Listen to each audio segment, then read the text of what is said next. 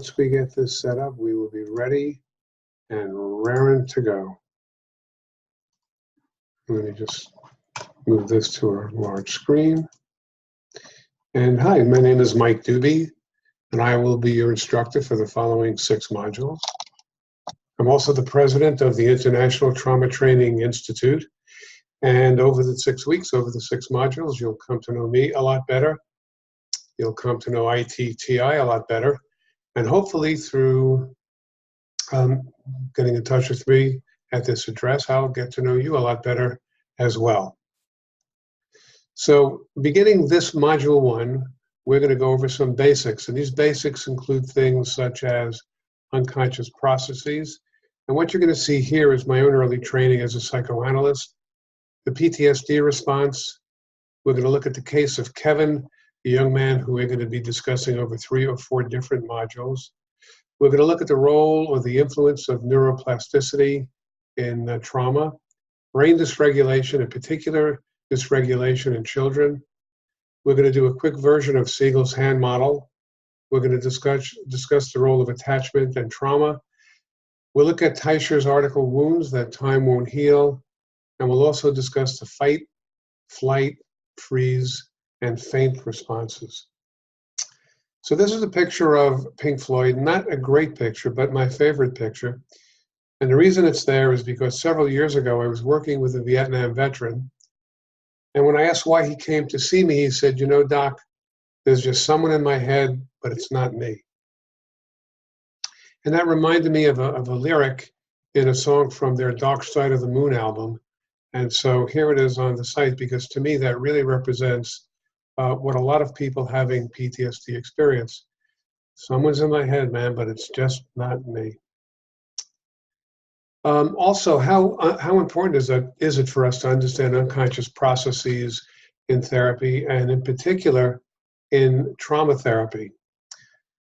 If we were doing this as a live group, the first thing I would do, an icebreaker as it were, would be to stand in the back of the room, ask you all to face front, close your eyes, and I would then say, I'm going through the room, and I will tap everybody in the room on the right shoulder, except for 2 people whose left shoulders I touch.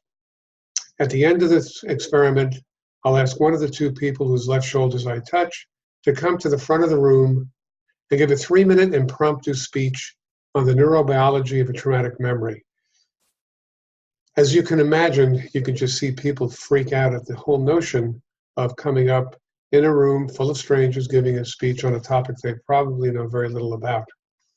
And I use that to exemplify 2 things. One thing is the speed and power of an unconscious process, because as soon as I say you may have to come up, the rational brain goes offline and people just freak out. But the other thing is it's a good example of what happens in cognitive behavior therapy. You know, the essence of CBT is that your thoughts essentially influence your feelings, your thoughts influence your feelings, and ultimately they influence your behavior. And in this case, it's an automatic negative thought. It's something you've invoked so many times in your life that it doesn't even go through the thinking process, but it just goes right to the limbic system, right to the feeling part of the brain. And people actually experience, I've had people walk out of the room rather than have the possibility of doing the speech. Of course, all you'd have to say is, no, I don't want to do it. And what would I do? I couldn't make you do it. People are not at that stage. They're just really, really anxious. So it's a good icebreaker. If you're a teacher, if you work with groups, if you give presentations, it's sort of a good way to start. It gets the tone and mood. I tell a few jokes as I do it, and so on. So this, as you know, is Aaron Beck and Albert Ellis. I trained for many years with Dr. Ellis in New York City. And we talk about your thoughts influencing your feelings and behaviors in CBT, REBT, in the case of Dr. Ellis. But can feelings and behaviors influence our thoughts? Some of the research is suggesting that, in fact, it can, and it's very important when we talk later about body memories and body trauma. Can your feelings and behaviors influence your thoughts? So this is a picture of Joseph Ledoux. He's an NYU neuroscientist, and he also has a little band group. And this is David Lisak, a psychologist, psychotherapist, and a brain researcher. And one of the things that all of these folks talk about is the speed and power of unconscious processing. That unconscious processes occur in the space of 1/20th of a second, which is really, really fast, while conscious processing takes a half second, which is also fast, but obviously not anywhere near 1/20th of a second. In Lee Sachs' 2002 article, he talks about two brothers at the dawn of mankind. They're both leaning over a watering hole, they're both drinking, and Brother Ray senses some movement out of his right eye, gets up, runs like mad, gets to the top of the hill, looks down, panting, huffing, puffing, and sees that what he actually saw was a breeze moving a piece of grass. He kind of is a little embarrassed. He looks around to make sure nobody sees him, but he's alive. He survives. The next day, the two brothers once again are at the watering hole. This time, Brother B sees something out of his right eye, and he turns to look. It's a saber-toothed tiger, and of course, in 1/20th of a second, in 1/2 second, which is what a conscious process is, the saber-toothed tiger gets him, has him for breakfast, and you know what's coming next. All of us are, in fact, descendants of Brother A, and we're descendants of Brother A because of the speed of the unconscious process. You don't need to know what it is. If you sense danger, you just run like mad, which is basically what Brother A did and why Brother A survived. One of the things I will do throughout this training, throughout all 6 modules, is I will recommend YouTube videos and articles. These are required resources for you to look at. I try to make them fun. These two, in fact, are YouTube videos that are cartoons. One is a brief history of neuroscience, one is a brief story of the brain. And the reason they're there is because I believe you cannot be an effective trauma therapist in the 21st century unless you know something about the brain. Now, the best way to do that is do as these gentlemen did and get your doctorate in neuroscience. But that's not really practical. So there are just lots of resources on the internet that I'm going to refer you to that will give you a really good basis in neuroscience, and hopefully you'll be interested in it and like it enough to do some coursework and other trainings. So these are two that not only I recommend, but I also require, because the test questions in all of the modules will come from these online assignments, as well as what we're talking about in these PowerPoints. So I want to talk a little bit about Kevin. So when Kevin was 18, almost 19, he was in the Army, he was in Afghanistan, he was a driver, and he was leading a caravan. He was driving in the first car, he was in the front seat, his two best friends were in the seat behind. And you must imagine somebody of 19, or almost 19, being a pretty terrific person if he has the responsibility of leading this convoy, and in fact he is. So as he's driving, he's on a 2-lane road, and he sees that the road narrows into 1 lane about a 1/4 mile ahead, and he remembers thinking, that's a pretty dangerous place. I'm going to be really, really careful. I'm going to be really vigilant. The next thing Kevin remembers is that he's blown outside of his vehicle. The vehicle is about 30 feet away. It's in flame. He's deaf. He's confused, not sure what happens. There's a lot of his other friendly soldiers running towards him, yelling at him, but of course, he doesn't hear them.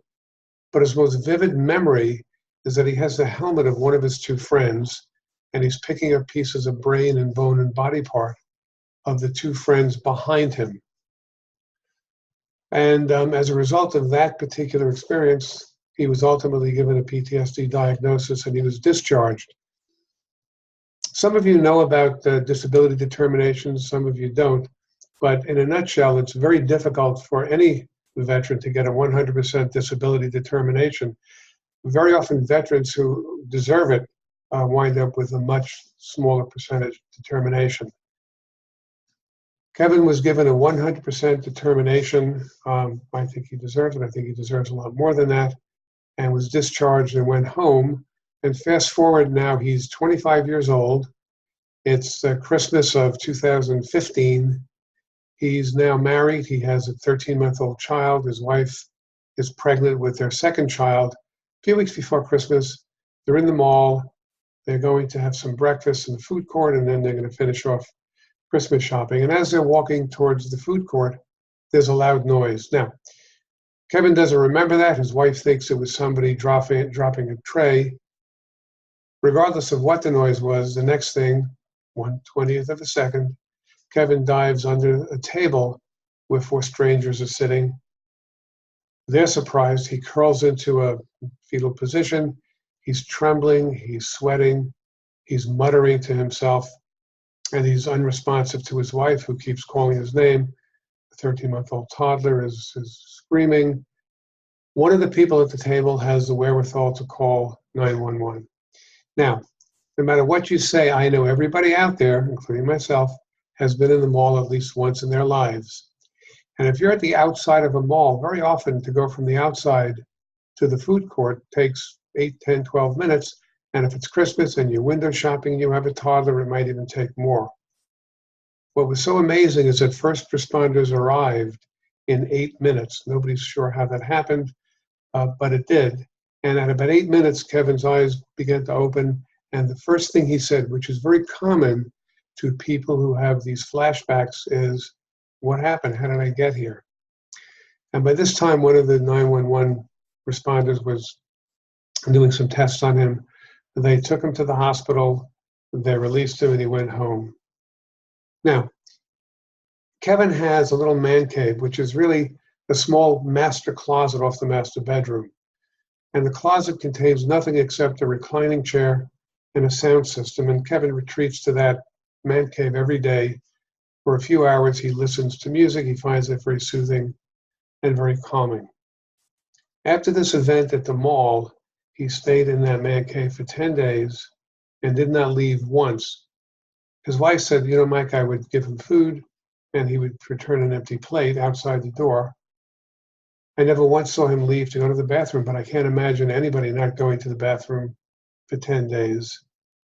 And at the end of the 10 days, she said she was so angry and so frustrated that she went in and she said, "You either go see Mike for therapy or you're out of here, pal." That was the motivation, for Kevin to come and see me. But before he did, he negotiated a couple of points with his wife. Point number one was that he would come see me if I would allow her to be in therapy with me. Of course, I said yes, because what I'm thinking is, let's just bring him into therapy. The second thing he negotiated was that I would allow her to do all the talking for him until or if he felt comfortable to do the talking. And once again, I said, great, let's do that. And because I knew at some point his wife would not have to do his talking, he would do his own talking. And sure enough, after the third session, as they were leaving, as we were shaking hands, he said, "You know, Doc, I think I could do this on my own." And so we had about 16 months worth of treatment. And after that third session, he was fully engaged, was a great client, as you'll see, and as you'll learn more about him. And we will talk much, much more about Kevin. So what happened with Kevin when his event got triggered is this. It triggered memories in this part of the brain, the right hemisphere. This is the implicit memory. There's no language or no narrative language in this hemisphere. Narrative language is in this part of the brain, the narrative part of the brain. But during a severe trauma, this part of the brain is compromised.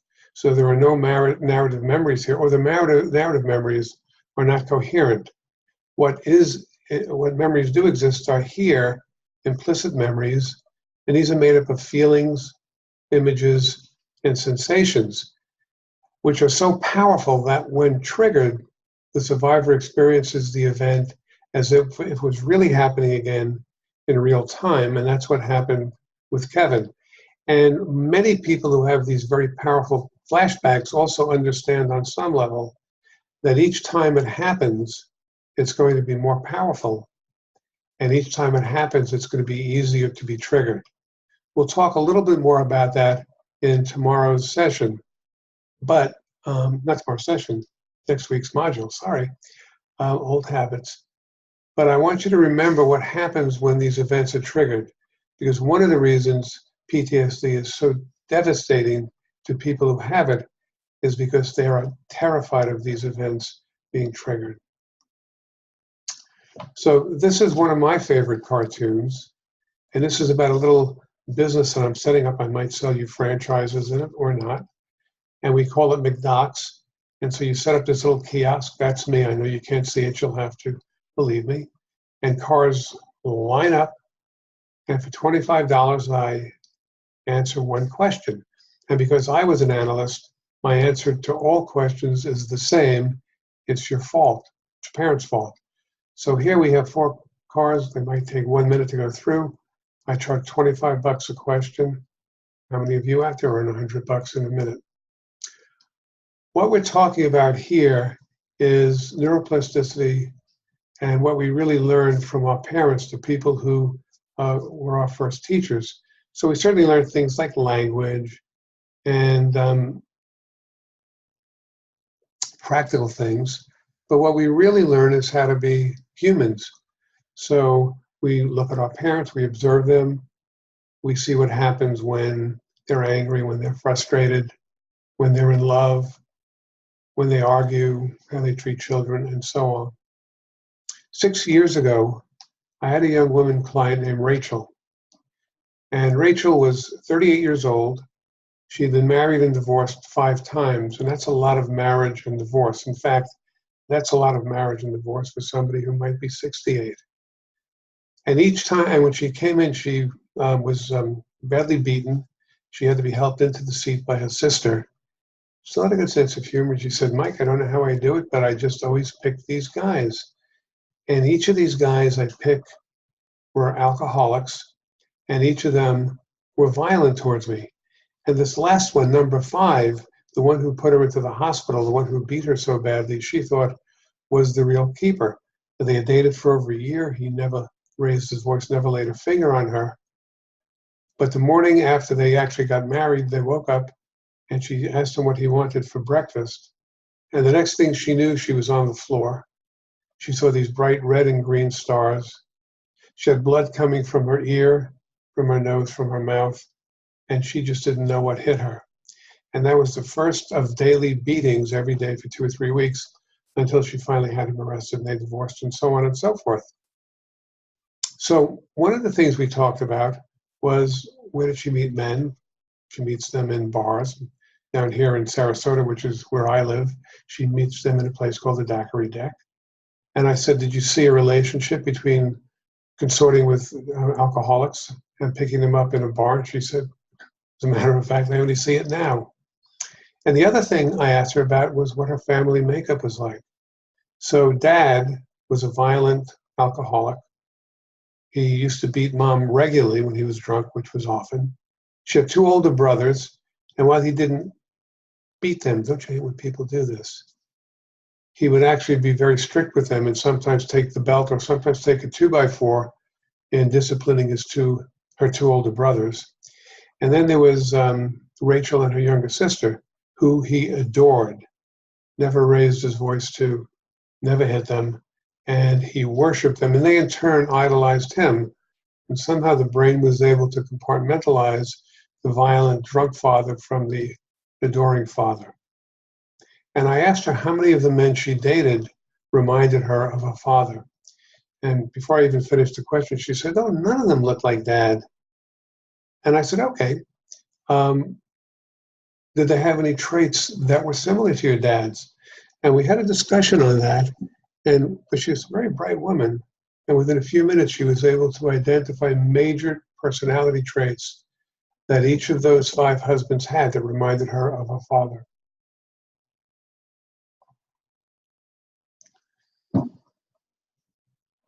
In psychoanalysis, the answer to the question, how come I keep doing that over and over again, is it's called a repetition compulsion. Love psychoanalytic language. And a lot of our clients who are traumatized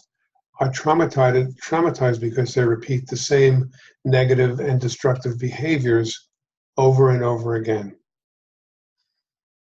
We'll talk more about that over coming up modules. In 1995, Bessel van der Kolk and a group of developmental psychologists and psychiatrists approached the American Psychiatric Association And what they asked for was a new diagnostic category called developmental trauma disorder, DTD, for children aged 0 to 36 months, basically 0 to 3 years. That's been expanded now to conception, from conception to 36 months, because there is a considerable amount of evidence to suggest that children in the womb can be traumatized by a mother who's being violated, by a mother who's an alcoholic or a drug dealer, as well as children from 0 to 3 who grow up in a chaotic house, grow up with chaotic parents, who are abused, who are neglected, and so on. The APA rejected that appeal with that request, because they said, unlike PTSD, there is no cause, no event that can be related to the PTSD or the DTD. I think Vanderkolk and his group are going to re-present, because there's now some, I think, 10,000 studies that suggest there are events that can be traced to a child's chaos and this DTD. DTD eventually leads to, adult PTSD. So we'll talk a lot about brain dysregulation, and we're going to begin by talking about dysregulation in children only because the correlation or the relationship between a dysregulated child and future PTSD is very compelling. So I think I'll do a really quick view here of Siegel. Let me make the screen a little larger, of Siegel's hand model of the brain, and this is my adaptation of it. And Siegel has many, many YouTube videos. I really encourage you to look at them. He has several TED Talks. I suggest you look at the TED Talks as well. He's very user-friendly. He's an excellent teacher. He's very knowledgeable, and he keeps adding new material to the literature, so it's worth watching. So if you put your hand up, and if you look here, this part of your hand, the rest, might be the spinal cord. And then from the spinal cord up to the first part of the brain called the brainstem, or the reptilian brain, it's the first part of the brain that's actually developed in humans. And this is where basic life functions, breathing, blood pressure, temperature regulation, and so on and so forth occur. People who are on life support very often are at that stage where there are these basic functions occurring, but the rest of the brain is not responsive. And included in this part of the brain, the reptilian brain, is the autonomic nervous system, the part of the brain where the fight, flight, survival response occurs. So you have the spinal cord, you have the brainstem, the reptilian brain, and then this part of the brain here, the thumb, is the limbic system, which is also an unconscious part of the brain. We often call that the mammalian brain. And if you look at the proximity of the mammalian brain to the reptilian brain, you can see how they communicate through neurons, how quickly they do. And then finally, this part of the brain, which we call the cortex, which is responsible for consciousness and thinking. And one of the things the cortex does is it scans the environment and receives input from that. And this part of the brain, which is the prefrontal cortex, the last part of the brain to be developed. And it's this part of the brain that mainly communicates with this part of the brain and this part of the brain. So a real quick example of how these different parts of the brain communicate with each other is this. So you're driving along and you're in this fast lane and there's somebody in front of you driving 35 miles an hour and you become really, really anxious. So you have environmental cues that come into this part of the brain, and somehow or another, this is basic cognitive behavior therapy, this part of your brain communicates to the limbic system that that's outrageous, how dare they impede your progress. You become angry, and the anger is triggered, it triggers an organ in the limbic system called the amygdala, responsible for the anger response, which is then communicated to the autonomic nervous system. Somehow the autonomic nervous system interprets that message as a threat, and you become very angry. In fact, sometimes you become so angry that the anger becomes something like rage, And even though most of us don't like to admit it, we've all experienced the emotion of rage, where we could just kill somebody and our breathing intensifies and our pupils dilate and our heart rate is pumping, blood floods into our arms and legs because we're preparing to fight or flee. And that's a very basic part, whoops, of the fight or flight response. This is a slide for your reference. Also, one of the things that we'll be talking about over the 6 modules is the relationship between attachment and trauma. Initially, these attachment problems were looked at by children who were either in foster care or who were adopted. Oops, but it seems that that's true of most children who grow up in chaotic, neglectful, or traumatized environments. And again, one of the people whose YouTubes I think you should see, I think you would benefit from, are those of Alan Shore. And he's all over the internet. He's user-friendly, he's very bright, and he's an expert in early attachment and trauma. So this is one of the people who I have a tremendous amount of admiration for. His name is Martin Teicher, and in 2000 he wrote an article called Wounds That Time Won't Heal, The Neurobiology of Child Abuse. Unfortunately, that sounds very scientific and the title sort of turns people off. But fortunately, once you begin reading the article, you'll see it's a very valuable article and it's a very user-friendly article. And what it looks at is essentially how children who are abused have their brains develop with many, many problems. Part of the research that Teicher did was he did brain scans of children who had no history of abuse. He showed those scans to a group of neuroscientists, and 100% of the neuroscientists agreed that those were healthy brains. What made them healthy was parts of the brain that should have been active were active, and of course children's brains should be active. Parts of the brain that should be quiet were quiet. He then did brain scans on the brains of children who did have a history of being physically or sexually abused.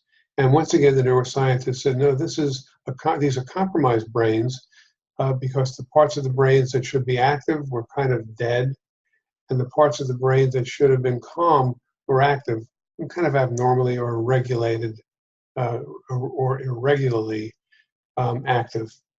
And then he did an interesting thing. A third part of the study were scans on children with no history of being directly physically or sexually abused, but they had a history of being neglected.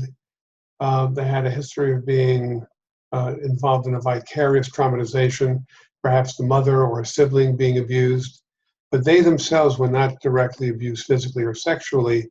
And once again, these neuroscientists had a look. And one of the things that they found was, I don't know if you're seeing all of these things, but one of the things that they discovered was that those brains looked exactly like the brains of children who were physically, or I'm not having an easy time with this, were not physically or sexually abused, but they did have this neglect or various traumatization, and it affected the brain the way direct abuse looked.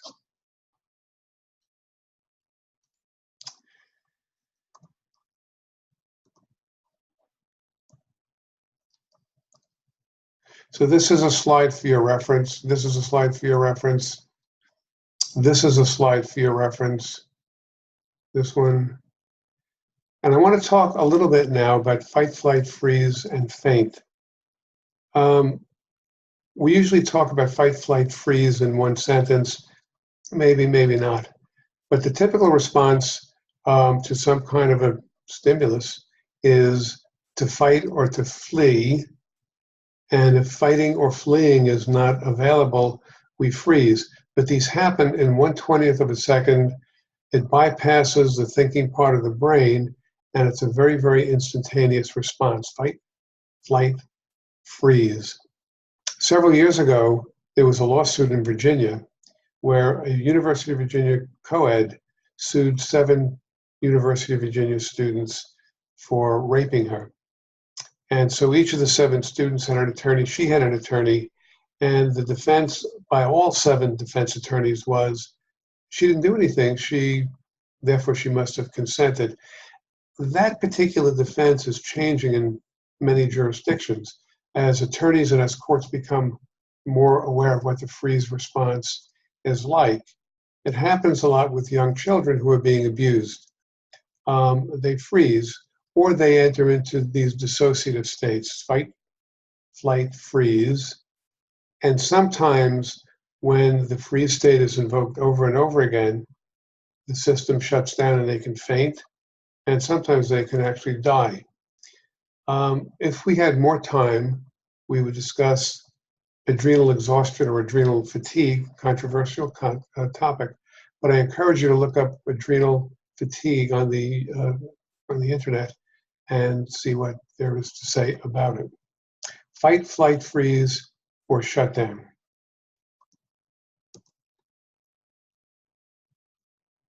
Again, for your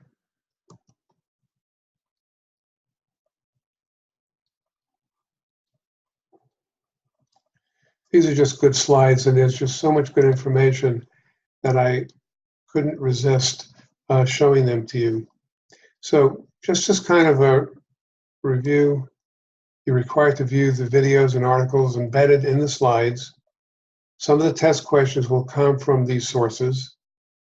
After each YouTube video, you must take and pass an online quiz with a grade of 80% in order to move on to the next module. To obtain full benefit from this training, please engage in the online discussion. I will be there and we can talk about almost anything.